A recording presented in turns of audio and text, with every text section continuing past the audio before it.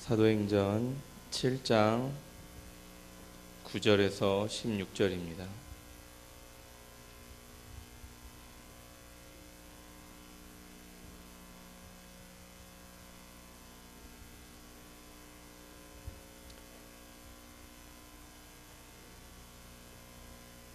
한 절씩 교독하겠습니다. 여러 조상의 요셉을 시기하여 애굽에 팔았더니 하나님이 그와 함께 계셔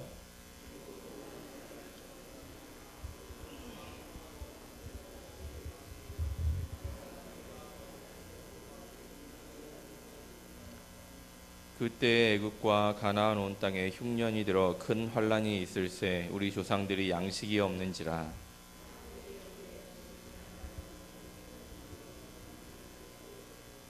또 제차 보냄에 요셉이 자기 형들에게 알려지게 되고 또 요셉의 친족이 바로에게 드러나게 되니라.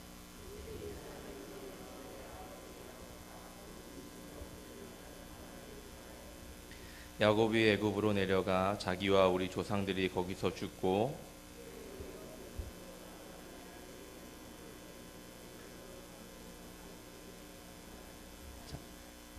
아멘.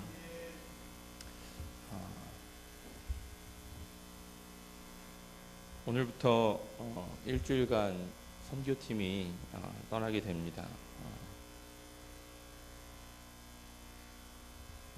가는 것도 중요하지만 여기서 보내는 선교사로서 기도하는 것도 굉장히 중요합니다. 일주일 동안 여러분들 시간 날 때마다, 생각날 때마다, 기도 오갈 때마다, 또 예배할 때마다 기도해 주시면 그곳에서 더욱 힘을 내서 주님의 복음을 들고 사역을 할 줄 믿습니다.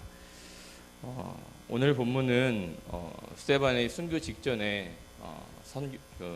설교하는 그러한 모습입니다. 어느 때보다도 더욱 성령이 충만하여져서 자신의 마지막 설교를 하는 그러한 장면이죠. 그 순간에도 스데반은 이스라엘 역사를 다 처음부터 이렇게 이야기하면서 하나님께서 어떻게 자신들을 이끌어 오셨고 또한 어떻게 이끌어 가실 것에 대한 또한 요셉과 또한 그 야곱의 가정의 이야기 또 아브라함 이야기를 들어가며 설교하는 그러한 장면이지요. 이스라엘 역사를 들어 증거하는 내용의 가장 중요한 주제는 그리스도입니다. 다른 그 어떤 것도 아닌 이스라엘 역사를 통틀어서 가장 집약적으로 요약을 하면 그리스도에 대한 역사다라고 해도 과언이 아닐 것입니다. 성경을 통해서 봐도 창세기부터 요한계시록까지 다 살펴봐도 그 내용의 주제가 뭘까라고 이야기한다면 예수에 관한 이야기고 또한 구원에 관한 이야기고 또한 그것을 받아들이고 또한 그것을 따르는 그리스도인들에 관한 이야기들이 대부분이죠. 하나님의 구원의 약속 또 구속사적인 사건 만백성을 구원하시고자 하는 하나님의 경륜과 섭리는 과거나 지금이나 변함없이 이루어지고 있다는 것을 우리들은 알 수 있습니다.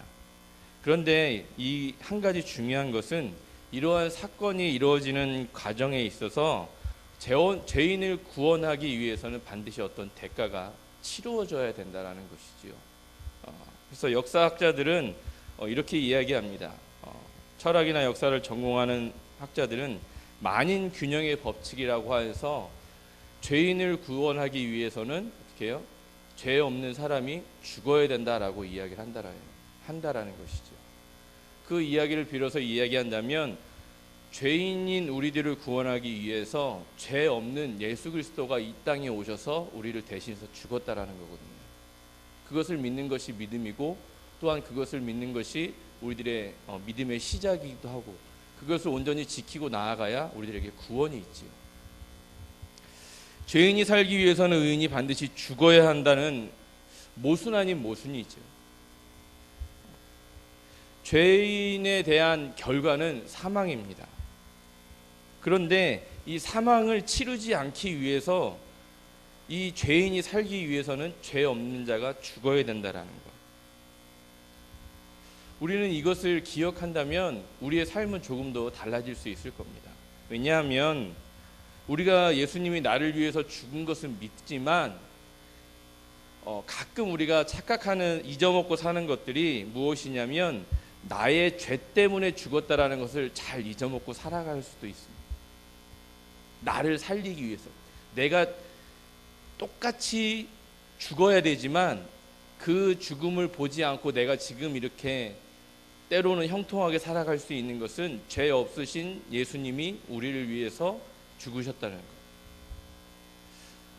것.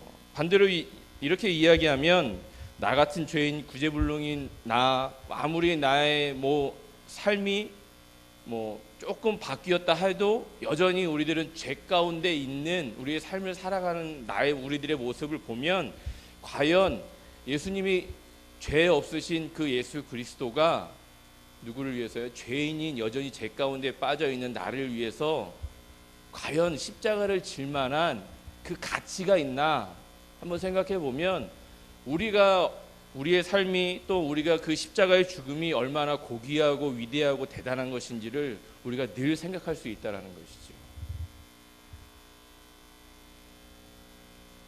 나 같은 구제불능한 존재를 구원하기 위해서 하나님의 아들의 피값이 그 생명값이 지불되었다는 것이.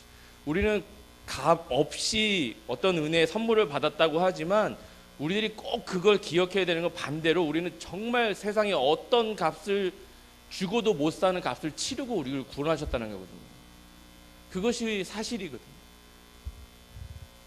그것을 잊고 산다면 우리는 어쩌면 그 피값을 정말 하찮은 그 일로 치부해버리는 그러한 삶을 살아가고 있다고 생각되어집니다. 우리가 그것을 잊지 않으려면 항상 우리는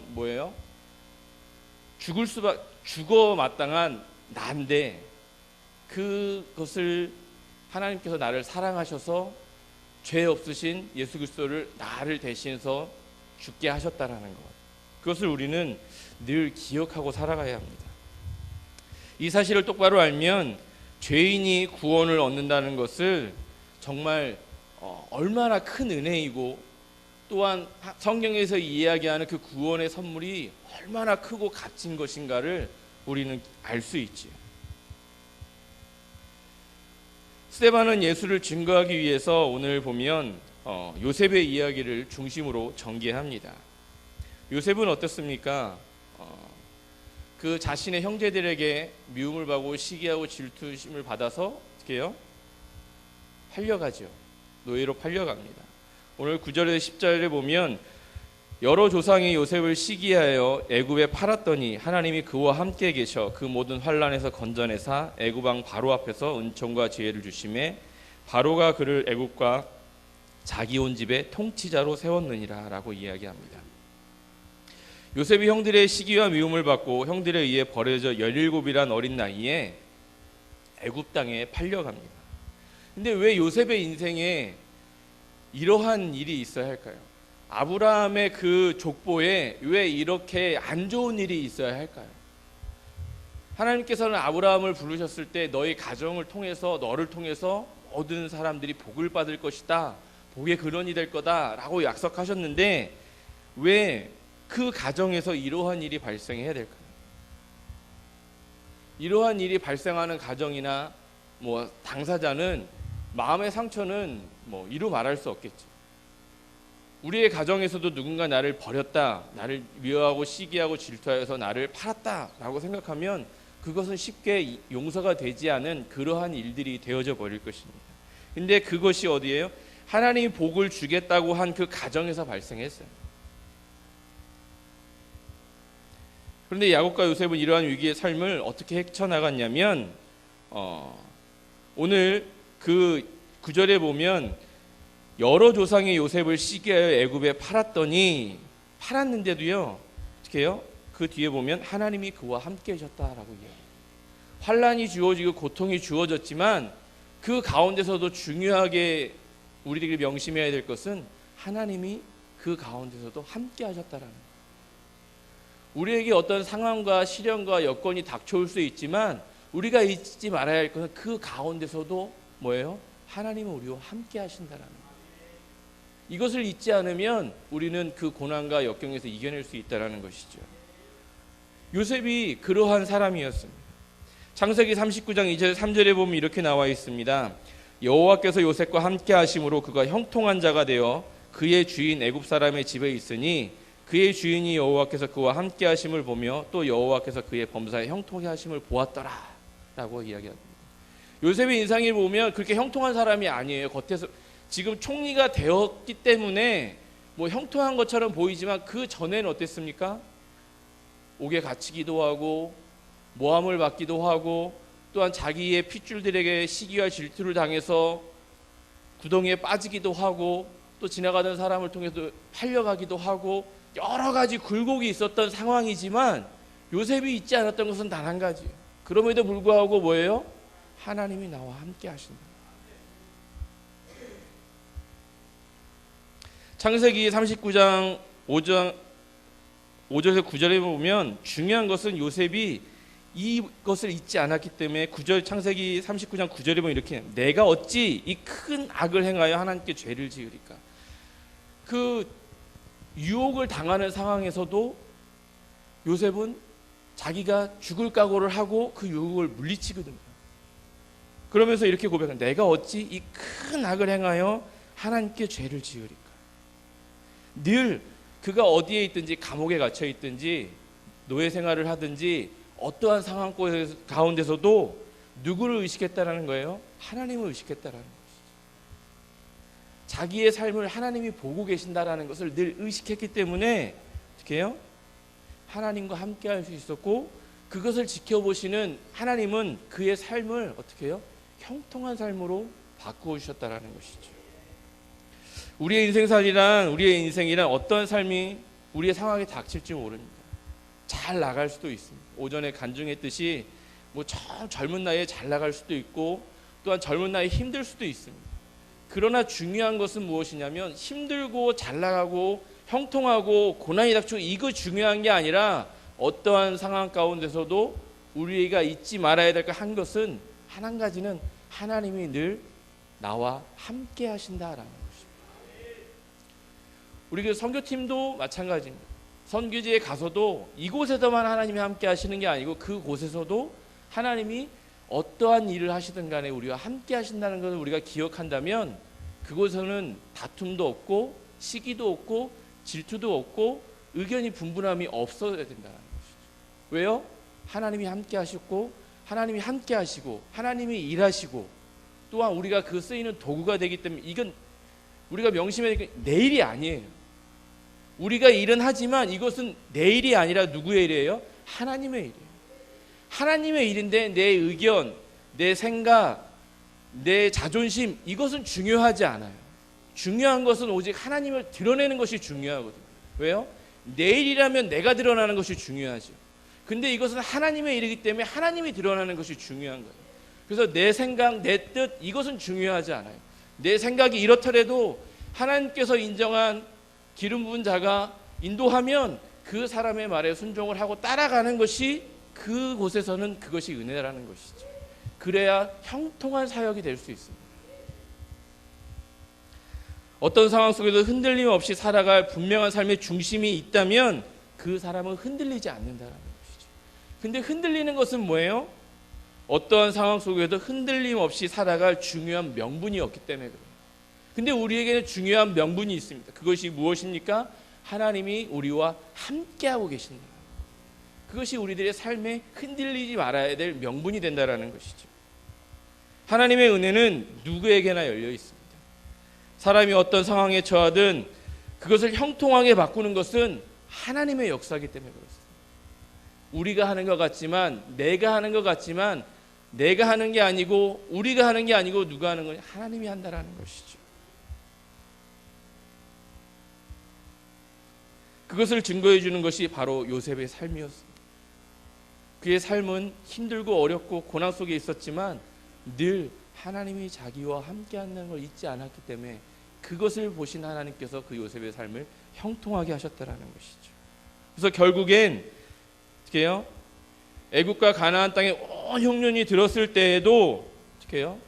요셉이 있는 곳은 그 곡식을 미리 비축해두고 그것을 다가올 흉년을 준비하여서 그 때를 잘 넘기게 하셨다라는 것이죠.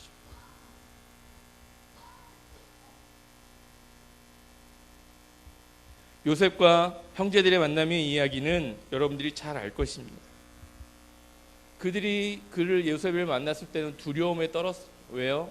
자신들이 팔은 그 전적이 죄가 있기 때문에.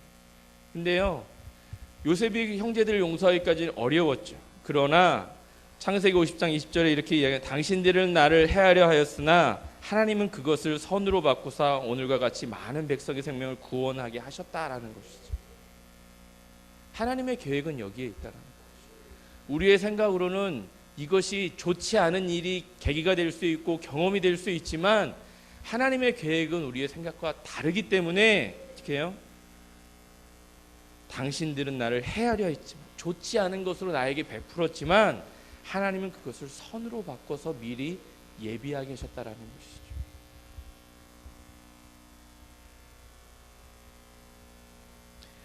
형들은 분명 요셉을 팔아먹었습니다. 그러나 요셉은 이렇게 생각했다. 나를 팔려온 것이 아니고 하나님이 나를 여기에 보내셔서 내가 와 있다라고 생각했다는 것이죠. 우리들의 현실에 어떤 모습이 있습니까? 여러분들이 왜 이 자리에 앉아서 예배를 드리고 있습니까? 이 자리에 우리가 앉아서 예배를 드리는 것도 내가 스스로 결정해서 온 것 같지만 실은 하나님이 나를 움직이게 하셔서 이곳을 인도하셨다라는 것을 우리는 늘 잊지 않아야 합니다. 필리핀 현장에 가서도 마찬가지입니다. 내 돈 들여서 내가 온 것 같지만 결코 아니라는 거죠. 하나님이 준비하셨고 하나님이 계획하셨고 하나님이 이미 우리를 보내기로 작정하셨고 준비해 놓으셨기 때문에 우리가 그 자리에 갈 수 있다는 것이죠.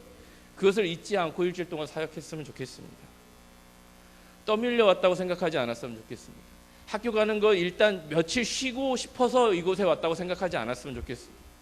중요한 것은 내가 어떤 일을 하든지 그곳에서 무엇을 하든지 하나님이 나와 함께 하신다는 것, 하나님이 지금도 나와 동행하고 있다는 것, 그것을 생각하면 우리는 잠시도 다른 생각을 하지 않을 수 있다는 것이죠. 떠밀려 오거나 팔려왔다고 생각하면 그 삶은 고통과 분노의 현장이 될 수 있습니다. 내가 한국에서의 삶이 조금 싫어서 조금 지치고 힘들어서 잠시 일주일 동안 다른 삶을 살아보고 싶어서 그곳에 간다고 생각하면 그곳에 가면 더 힘들어요. 왜요? 더 덥거든요. 물도 다르고 문화도 다르고 음식도 다르고 더 힘들어요. 더 지치고 힘들어요.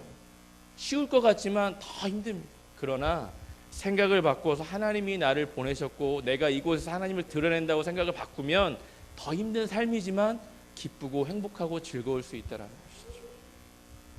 우리도 마찬가지입니다. 우리가 이곳에서 이 더운 가운데서도 힘들고 쉬고 싶고 눕고 싶고 또한 편하게 있고 싶지만 이 자리에 앉아서 힘들지만 예배하는 것은 하나님이 나를 보내셨기 때문에 그렇습니다. 하나님이 나를 사랑하시기 때문에 나를 선택하시기 때문에 나를 통하여서 하실 일이 있기 때문에 이곳에 보내셨다고 이곳에 예배하고 있다는 것을 분명히 기억했으면 좋겠습니다. 우리가 보냄받았다는 것을 우리는 잊지 않아야 합니다. 그것이 그리스도인의 존재의식이기도 합니다. 나의 나됨은 우리의 우리됨은 결코 팔려온 것도 팔려다닌 것도 아니고 우연도 아닙니다.